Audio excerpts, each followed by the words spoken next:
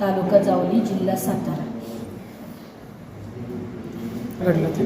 18/4/2021 मध्ये माझ्या सकाळची 5:30-6च्या सुमारामध्ये माझ्या घरामध्ये घुसून दरवाजा तोडून आतमध्ये येऊन लोकांनी माझ्यावरती हल्ला केलाय. मला घराच्या बाहेर हाताला धरून पायाला धरून ओढत आणलंय आणि माझ्या अंगावरची सगळी कपडे वगैरे फाडून माझ्या संगती छेडाछेड त्यांनी करून माझ्या मुलीच्या अंगावरची कपडे वगैरे फाडून छेडाछेड करून धारदार कोयत्याने बघ क्षेत्र वार केलेला आहे इथं अजय पांडुरंग मालुसरेने. ह्याच्या मागचं कारण फक्त मी म्हणले कोंबड्यांना हा म्हणूनसाठी भिकाऱ्यांना आम्हाला बोलतात भिकाऱ्यांना आमच्या कोंबड्या हाणताय का काय म्हणूनसाठी असे म्हणून 5:30-6च्या सुमारामध्ये 18/4/2021 मध्ये माझ्यावरती त्यांनी हल्ला केला. अचानक मध्ये येऊन केलं. खरं कारण काय? तेच कारण तेच कारण आहे खरं. तुमचे जुने भांडणं वाद काय आहेत का? आमचं काय त्यांच्याशी वाद नाही किंवा काही नाही. आम्ही त्यांना कधी बोलत नाही किंवा कधी काय नाही करत किंवा कधी काय नाही. त्यांना कधीच कधी बोलत नाही.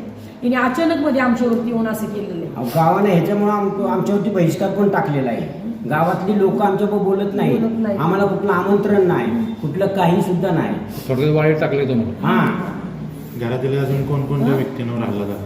तिघांवरतीच झालाय. माझ्या मालकांवरती, माझ्या मुलीवरची, माझ्या मुलीच्या अंगावरची कपडे वगैरे फाडले ते. मला माझ्या अंगावरची सगळी कपडे वगैरे त्यांनी फाडले ते. मला धारदार शस्त्राने बघा इथं असा वार केलाय आणि मला म्हणजे तुला जिवंत ठेवत नाही म्हणूनसाठी, तुला मी मारून टाकणार आहे म्हणूनसाठी, तू दिसली नाहीच पाहिजे परत. आता तर कालच्या बाजूला 7 तारखेला म्हणजे सबूत नष्ट करून टाकायचं म्हणूनसाठी, कोर्टापर्यंत पोचून द्यायचं नाही त्यांना म्हणूनसाठी सांगितलेले. म्हणूनसाठी आम्ही गावामध्ये राहत नाही, गावातून बाहेर राहतो. कोणतं पोलीस प्रशासन आहे तुमच्या मेढा पोलीस स्टेशन. पोलिसांचं काही सहकार्य झालं का? अजिबात काहीच नाही. पोलिसांचं आम्हाला जरा सुद्धा सहकार्य नाही. माझी फक्त समीर शेख आहेत ना आपले SP, त्यांनी माझ्या पोचावं आणि माझी रिक्षा घ्यावी ही नम्र विनंती मी करते त्यांना. उद्या तारीख आहे, उद्या काय निर्णय घेतलाय पुढचा तुम्ही? पुढचा निर्णय म्हणजे आम्हाला जर न्याय नाही मिळाला तर आम्ही कोर्टाच्या पुढे आत्मदहन करू असा निर्णय आम्ही घेतलेला आहे. उद्याच घेतलेलं आहे. कारण का 18/4/2021चा गुन्हा आहे. पोलिसांनी सगळं खोटं केले. घरापर्यंत जाऊन घराचा पंचनामा करून सुद्धा एकूण एक गोष्ट जेवढी कोर्टाला सांगितलेली तेवढी सगळी खोटी आहे. सगळी संपूर्ण खोटी आहे. पोलिसांनी सांगितलं, आम्ही जे सांगितलं त्याच्या उलट त्यांनी सांगितलं. उद्या काय होऊ शकतं? एखाद्या बारीने समजा आम्ही जर असं खोटं खरं केलं नाही ना तर ते उद्या आम्हाला गायब पण करू शकतात आणि कुणाला मध्यस्थी घालून मारू पण सांगू शकतात किंवा कुणाला विचारायला सांगतील की बाबा ही बाई कुणीकडे चालली, ही मुलगी कुणीकडे चालली, हिला विचारा. मग अशी शोधावरती पण ते आमच्या राहून सबूत नष्ट करायचं बघणार आहेत ही लोक. होऊन आम्हाला त्यांनी न्याय दिला नाही तो नाही, पण आमच्या वारंवार हल्ले होते ते तरी पोलीस लोकांचे डोळे उडत नाही. आणि प्लस हे सबूत नष्टच करायला बघते ते. आणि आमच्या घरादारासकट जाऊन बघावं प्रशासनानं. त्याच्यानंतर माझी जेवढी संसार उपयुक्त वस्तू ते जेवढे आहेत जिथं मी राहत होते जसं त्यांनी जसं केलंय तसंच त्या जागेवरती मी ठेवलं. आम्ही ते सोडून सगळं आम्ही दुसरीकडे गेलो का ते ह्यांच्या भीतीनं. कारण काय त्रास द्यायचं कारण आमचं काहीच नाही. आमचं पहिलं भांडण नाही किंवा काहीच नाही. त्यांच्या कोंबड्यांना हाणल्या म्हणूनसाठी आम्हाला ते केलेलं आहे त्यांनी, दुसरं बाकी काय नाही. आणि कोंबड्यांना हा म्हणलो आम्ही. गावाकडून भरपाई घेतली म्हणून. आमच्या कोंबड्यातून. आणि तो पत्रकार जो आहे ना त्या पत्रकाराला तर ना कोण आहे? संतोष काशीनाथ मालुसरे खोट्या बातम्या देतो, खोट्या बातम्या देतो सगळ्यांना आणि सांगतो की ही लबाड येतं लोक, ही लबाड येतो.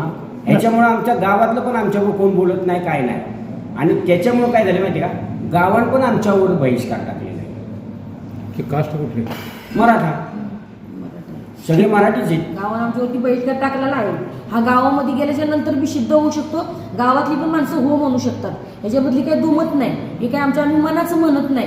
त्यांनी बहिष्कार टाकलाय सगळ्यांनी जमा होऊन म्हणूनसाठी. आमच्या आता एवढ्या घराचा एवढा संसार होतो गोष्टी, माझं जे कागदाचं घर होतं ते सुद्धा त्यांनी उद्ध्वस्त केलेलं आहे. तिथं कोण आले का, कोण मला बोलले बाबा हे असं का झाले म्हणून किंवा कोणत्याही गोष्टीची जर समजा मी चुकी केली असते एक माणूस तरी आला असता ना की बाबा ही तू चुकी केलीस म्हणूनसाठी या लोकांनी असं केलंय म्हणूनसाठी. कारण का त्या लोकांना मी गावातल्याच माणसांचा साथ आहे म्हणूनसाठी ते लोक अजून करतात असं. आता समजा काल मी माझ्यावरती एवढ्या अत्याचार झाला तर ही कुणाची तरी साथ असणार आहे ना. शानारांचा एकही माणूस तिथे आला नाही. कॉर्पोरेशन बोलवलं 11/5/2022 मध्ये. त्यावेळेस सातारा सिव्हिल हॉस्पिटलला मी आले माझ्या मुलगीला घेऊन. इथं मी ऍडमिट होते जवळजवळ 5-6 दिवस, तरी सुद्धा पोलिसांनी डोळे उघडले नाही. म्हणजे ह्याच्या पाठीमागं गावातल्या बी लोकांचा हात असू शकतो की नाही असं नाही, पण हे जे आहे ना मेढा पोलीस स्टेशन आहे ना, मेढा पोलीस स्टेशनच हे सगळं काय ते करते. गुन्हेगारी जी वाढवते ते मेढा पोलीस स्टेशनच वाढवते गुन्हेगारी. एकदा हल्ला झाला, दुसऱ्यांदा हल्ला होऊ नये ही पोलिसांनी रिक्स घेतली पाहिजे का नको?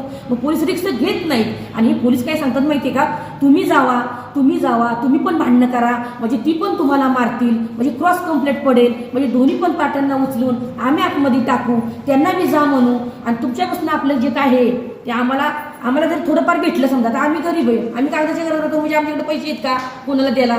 उठलं आम्ही दुसऱ्यापासून 5-10 रुपये मागून आम्हाला जर गरज लागली तर आम्ही खातो, किंवा पोटपाणी करायला 200, 250-300 रुपये मजुरी, मी मजुरीला जाते.